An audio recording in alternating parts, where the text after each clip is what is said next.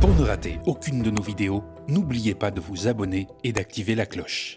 Les preuves s'accumulent contre la défense du Premier ministre. Cela fait une semaine que François Bayrou dément avoir eu connaissance des violences sexuelles et physiques rapportées, on parle de 112 plaintes, de l'établissement privé catholique de Betaram entre les années 1960 et 2010.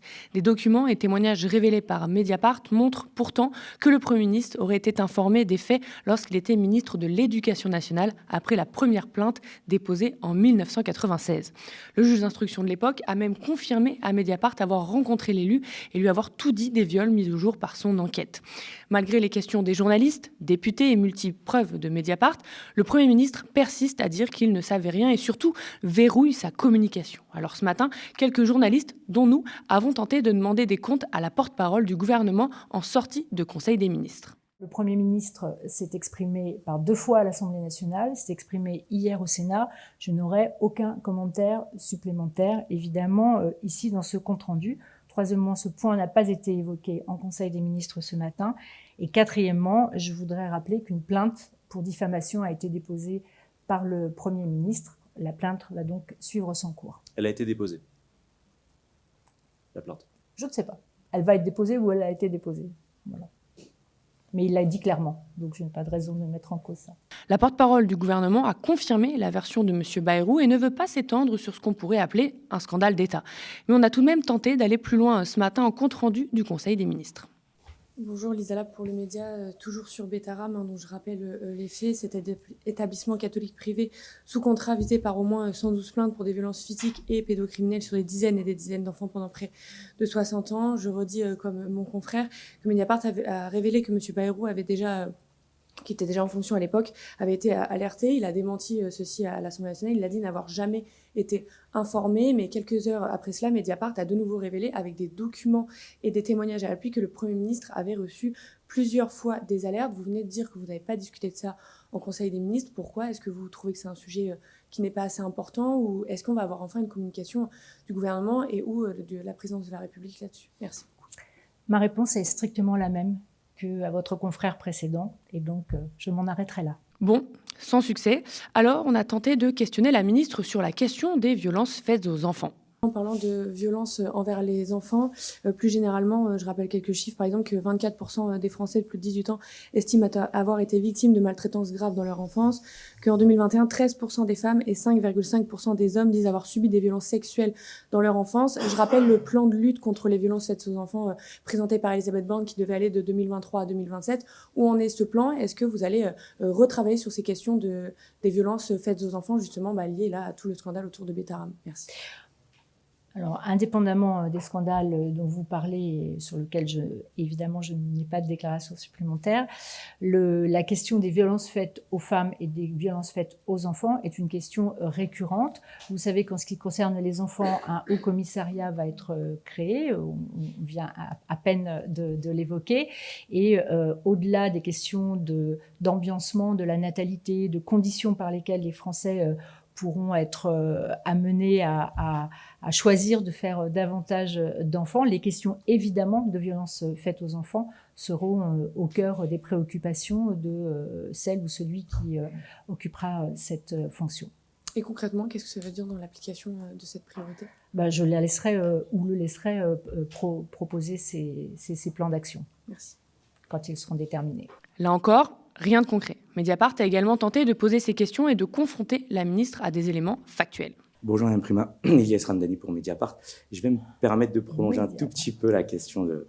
Je vous ferai la même réponse. Non, vous allez voir, elle est différente. C'est vrai, mais peut-être pas ma réponse. Simplement sur un point précis d'abord. Ce matin dans Mediapart, le juge d'instruction du tribunal de Pau, qui à l'époque était en charge des faits, le juge Mirande, témoigne et explique factuellement avoir rencontré François Bayrou à sa demande en 1998, et il explique « Je lui ai confirmé que les faits étaient patents et établis ». Ma question est assez simple. Est-ce que vous estimez que le juge ment? Je ne ferai aucun commentaire supplémentaire au-delà des déclarations du Premier ministre. Je vais me permettre une toute petite question, alors tout aussi factuelle sur un point précis. Il y a des articles de presse de l'époque, j'en ai un ici, de Sud-Ouest en 1996, que je tiens à votre disposition, qui raconte la visite du ministre à l'époque, François Bayrou, ministre de l'Éducation nationale, à Betaram.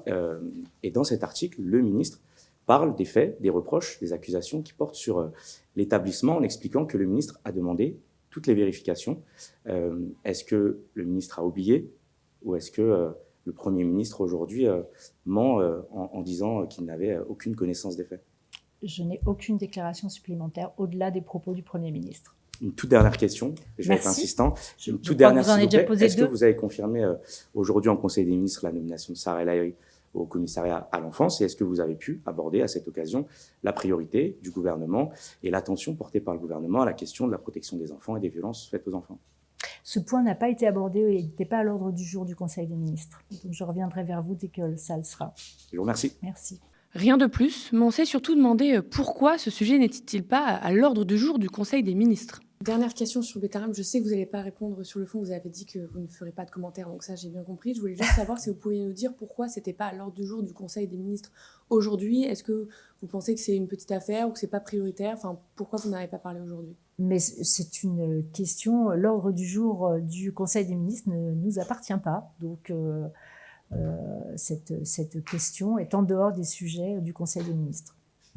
Communication verrouillée pour un scandale d'État qui aurait fait démissionner le Premier ministre dans bien d'autres pays. La lutte contre les violences sexuelles sur les enfants a encore du chemin devant elle. Monsieur le Premier ministre, hier, ici, vous avez menti devant la représentation nationale, devant tous les Français. Je vous ai interrogé sur votre conduite face à la révélation d'agressions sexuelles, de violences et de viols commis sur au moins 112 élèves de l'établissement privé béarnais Notre-Dame de Betaram. Vous m'avez répondu n'avoir jamais été informé. Vous avez menti. Mediapart révèle que vous receviez encore le courrier recommandé d'une victime en mars 2024. J'ai rappelé qu'alors ministre de l'Éducation, vous aviez manifesté votre soutien à l'établissement après une première plainte pour violence sur un élève. Vous m'avez répondu ne plus être ministre au moment de son dépôt. Vous avez menti. La plainte fut déposée en 1996. Vous quittiez le ministère l'année suivante.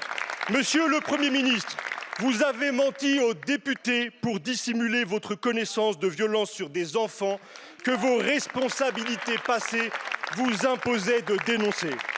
Le mensonge d'un ministre devant la représentation nationale, a fortiori du premier d'entre eux, est d'une immense gravité. Que votre mensonge porte sur une affaire pédocriminelle ajoute à l'inacceptable. Allez-vous, monsieur le Premier ministre, en assumer toutes les conséquences et présenter votre démission? Je vous remercie.